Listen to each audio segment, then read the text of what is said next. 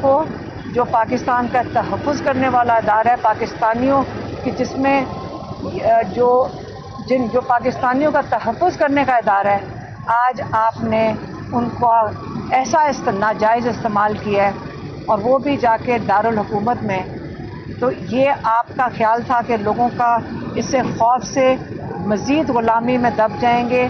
یہ ایسا نہیں ہوگا، اور نہ ہی ہم نے اس کو بھولنا ہے کہ 200 سے زائد لوگ اس وقت لاپتہ ہیں.